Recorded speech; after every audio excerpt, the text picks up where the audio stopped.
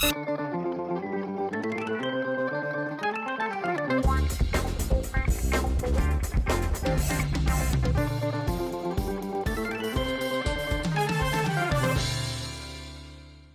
fans. We are live. Welcome to Sam Roberts. Now, this is it. Here we are. It's halftime of Sunday night.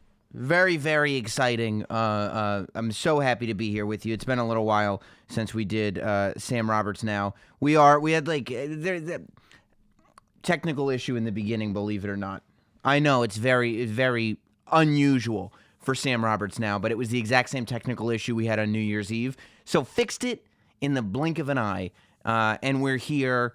Of course, there's a lot going on. I appreciate all of you making time to be a part of this halftime show. Of course, you can watch along with whatever else you want to watch with. You know, I promised I would do a halftime show. Of course, we started doing the loneliest halftime show in the world a year ago.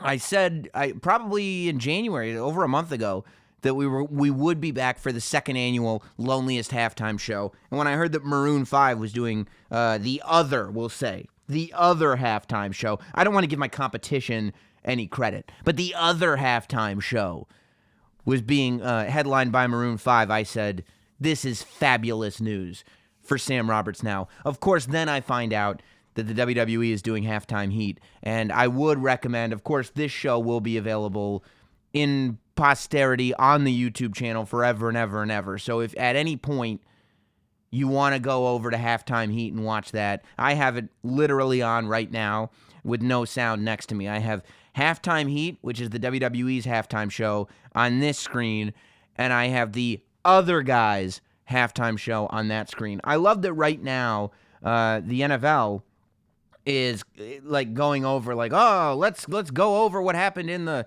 first half of the big game, when in reality, nothing is the answer. Like, it's a 3-0 game. I came on here a couple weeks ago to do, I don't know, maybe we were talking about Firefest. I don't know, it was a couple weeks ago though for sure, because we came on right after the playoffs, right? It was right after the 2 playoff games, and I said, I am not going to interrupt playoff football to do Sam Roberts Now. The beauty of Sam Roberts Now is we jump on when we jump on, so I'll jump in right after the game's over. Well, the game ended up going long, so I actually ended up watching this football game, and I said, what have I been missing? Oh my God. I know I don't watch football, but Jesus, I wish somebody had told me football is amazing. It's incredible. And I'm watching and I'm going, I'm actually finding myself caring about what's going on. I feel the same way. You know, it's easy for me and wrestling because they're telling stories in wrestling.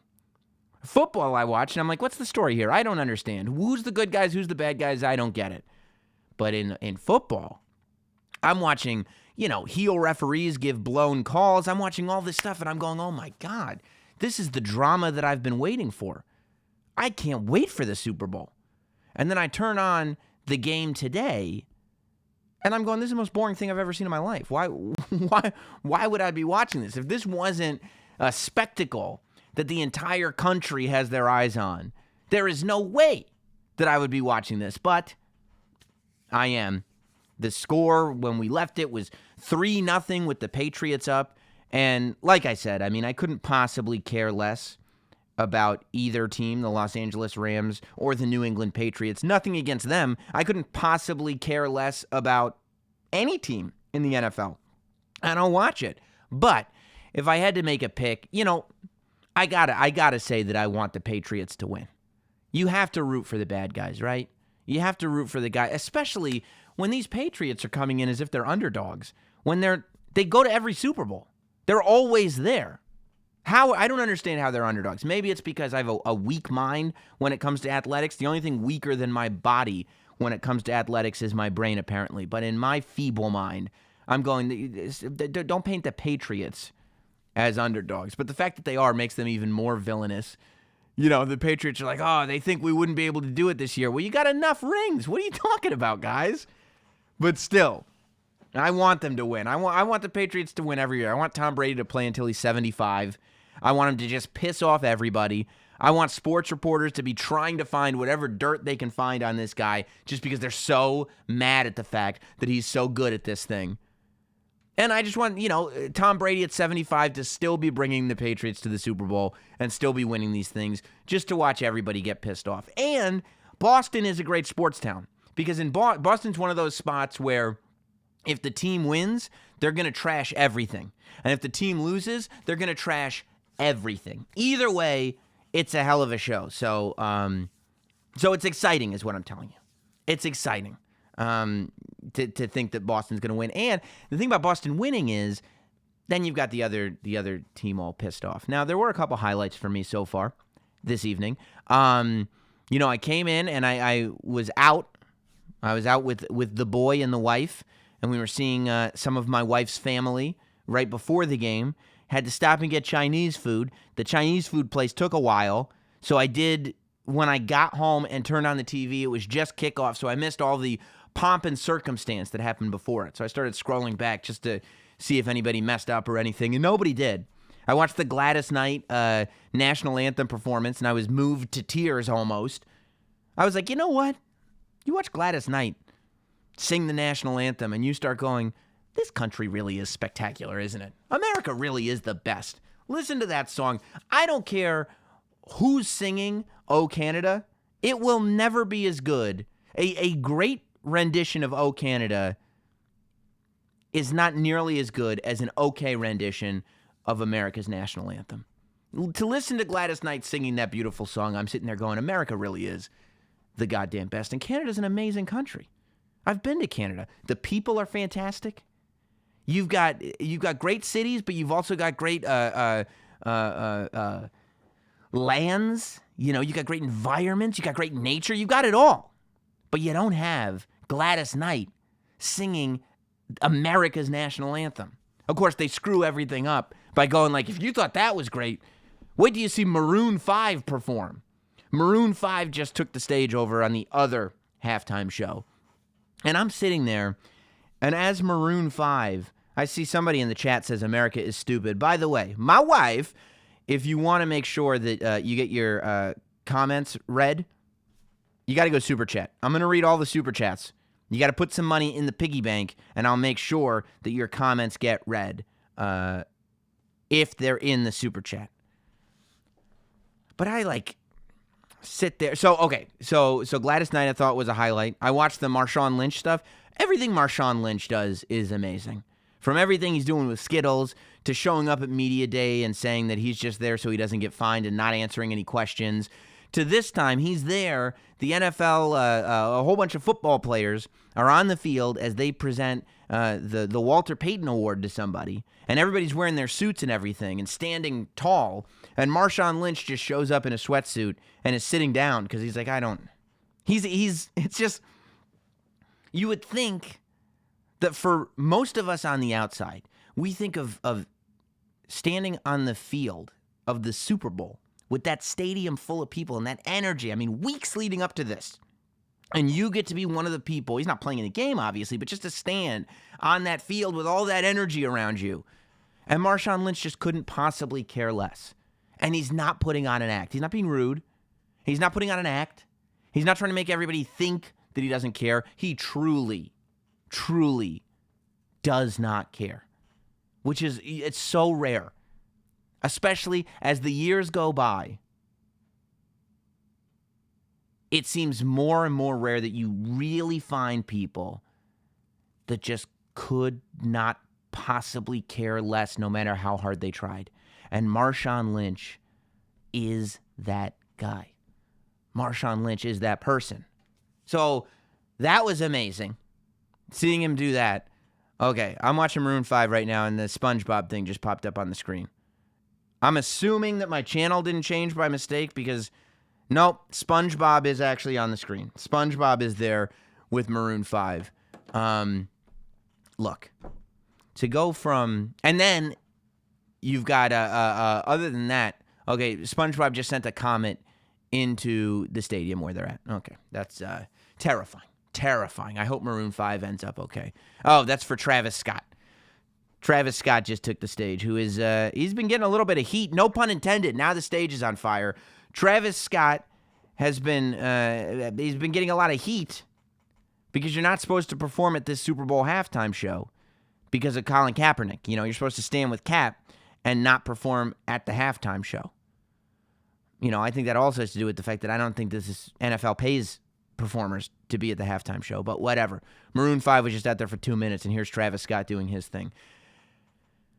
Halftime show is taking quite a dip, but before we get there, the other highlights for me, nothing on the football field. And I know that's very stereotypical last professional broadcaster Sam Roberts because I'm this idiot who doesn't watch football. But honestly, I'm not looking at football fans that are really caring that much. Gronk it seems like he's doing a pretty good job. I like seeing Gronk do well. But other than that, I like the commercial for Game of Thrones where you thought it was a Bud Light commercial and then a dragon comes and burns every Bud Light night. I thought that was great, and I don't even watch Game of Thrones, but I was like, oh, I thought this was a Bud Light commercial, and now everybody's on fire. Maybe I should watch this Game of Thrones show. So that's effective. And the other one was, oh, yeah, I complimented the Doritos commercial. So you guys remember last year I came on here, freshly suspended from Twitter.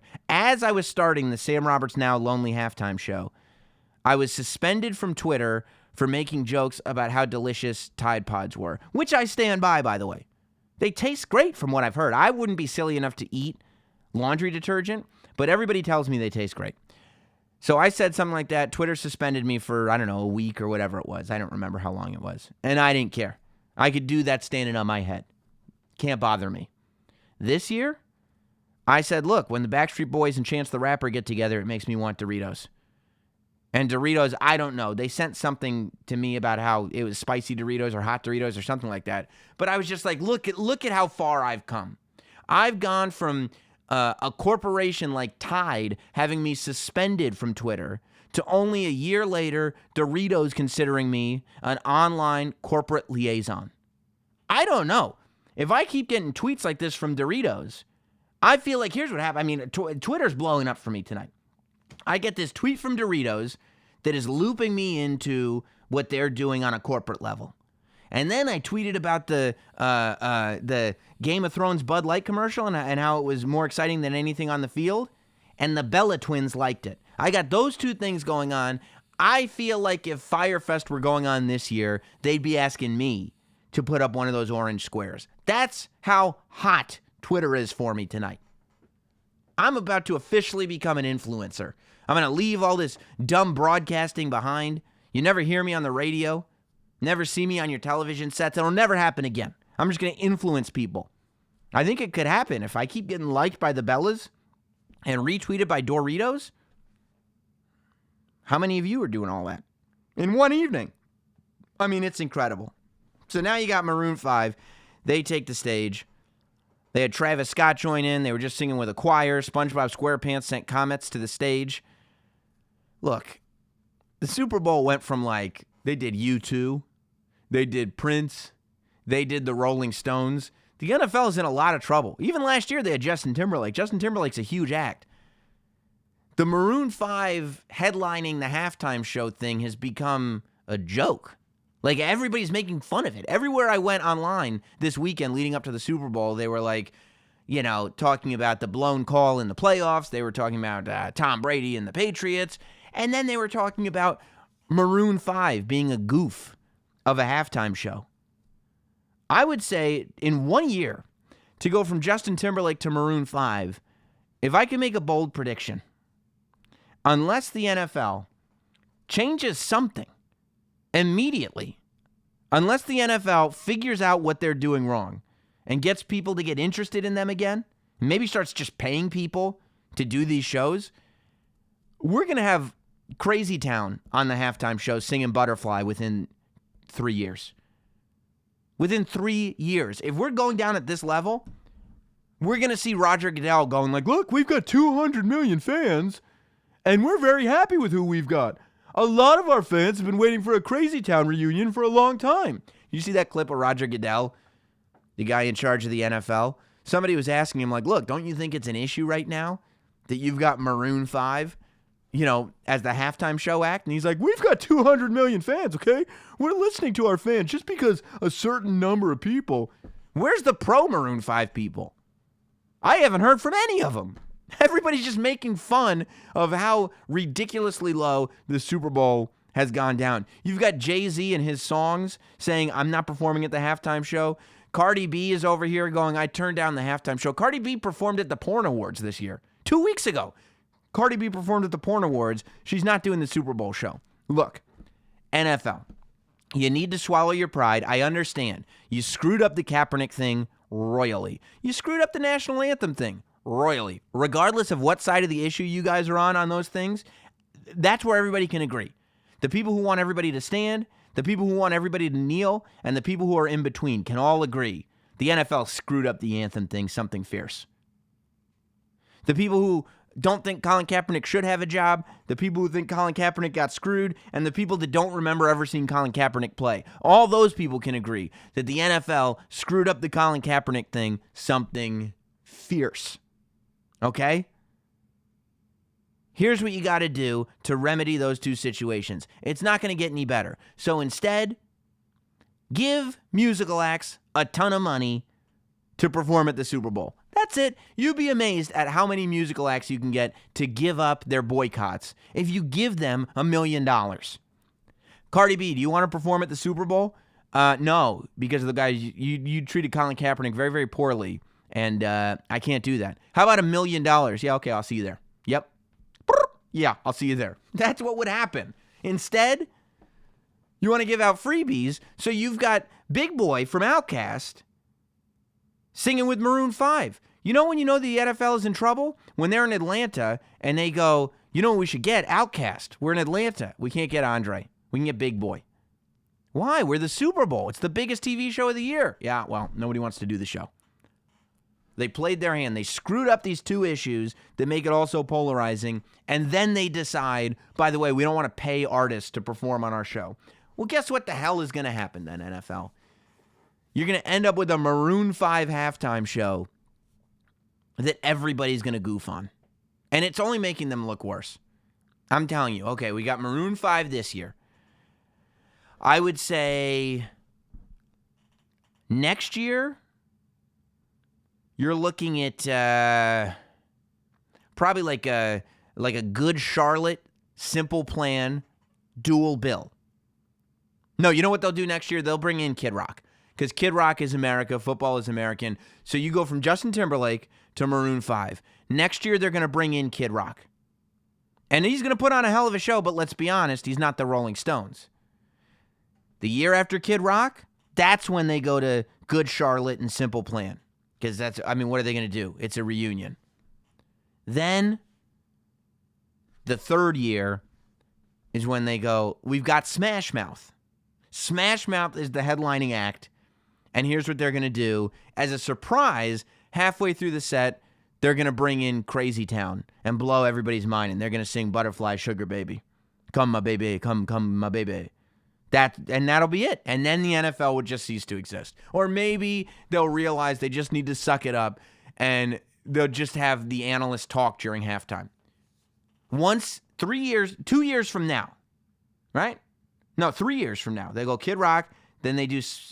2 years from now. They do Kid Rock. No, 3 years, sorry. They do Kid Rock, they do Good Charlotte and Simple Plan, and then that third year is when hell freezes over. They get Smash Mouth and the Crazy Town reunion. Clearly, if Maroon 5 has taught us anything, then after that, 4 years from now, is when the NFL will finally figure out, we don't want to pay artists, so here's what we're going to do. We're just going to have the ex-athletes and the broadcast journalists actually talk about football. That's it. They'll figure out we just want to talk about football. I see Troglodyte is saying he wants to hear Blink-182, I Miss You. Yeah.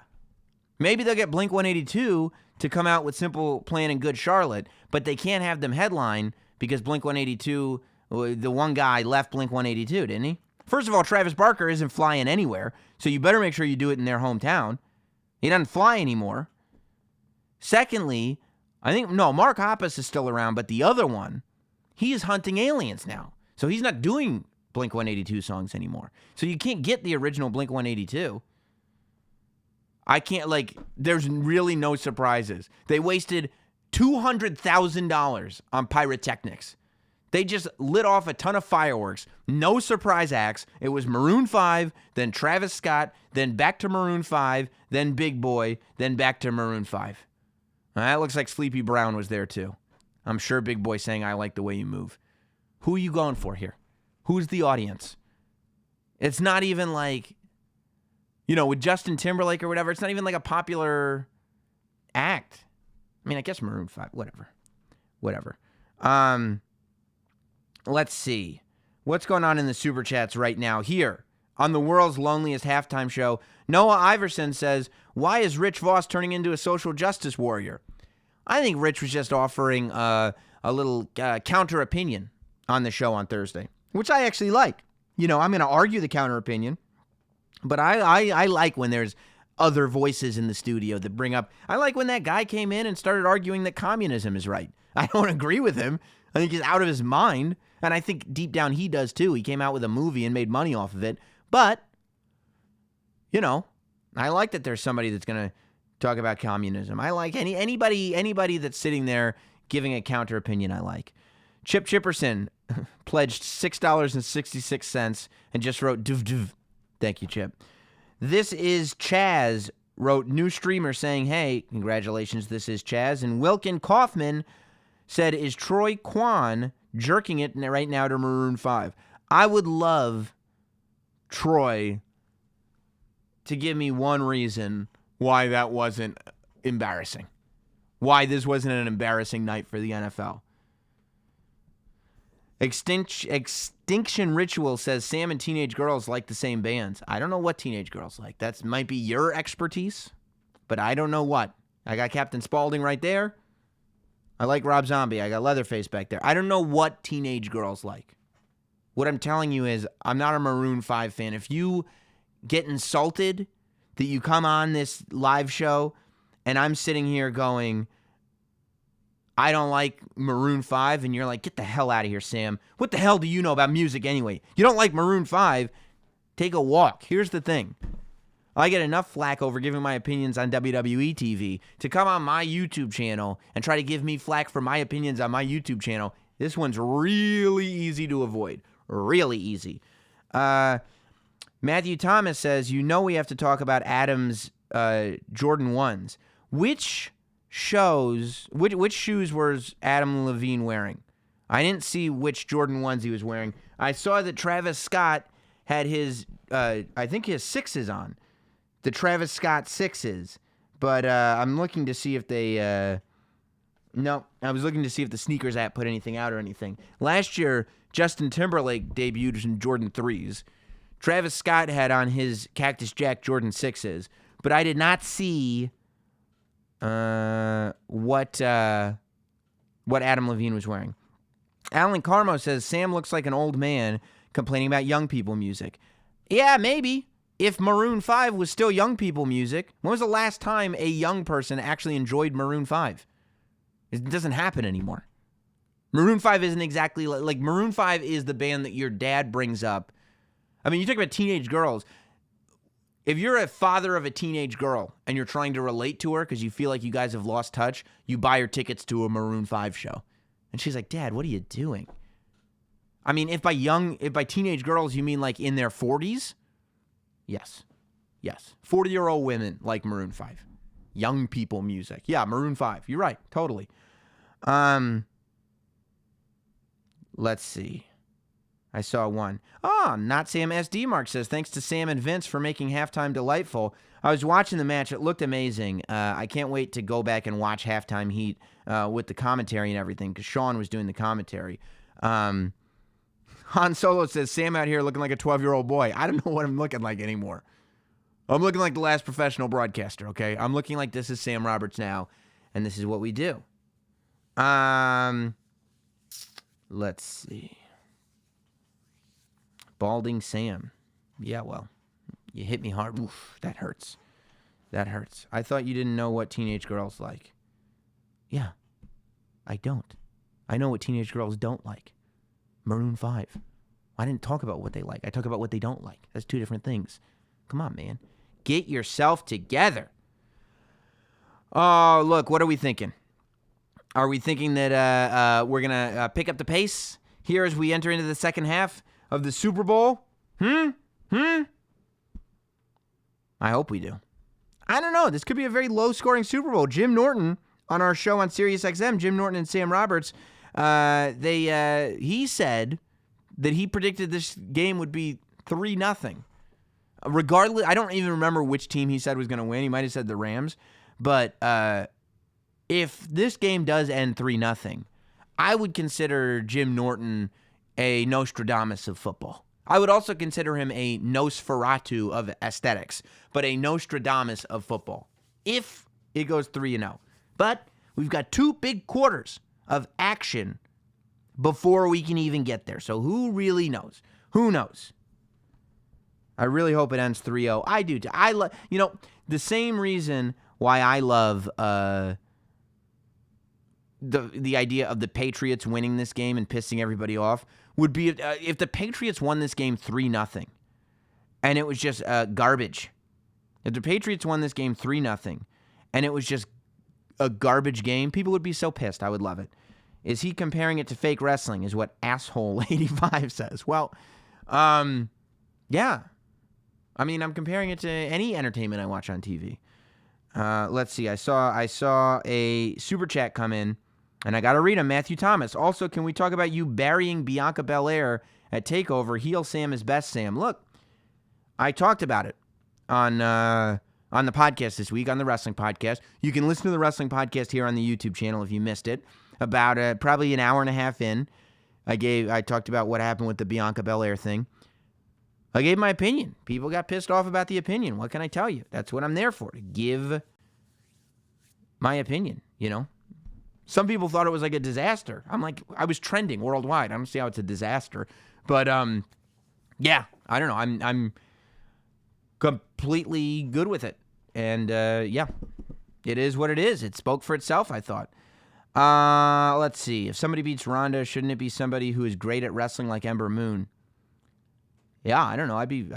I love Ember Moon, but that's not what we're talking about here, man.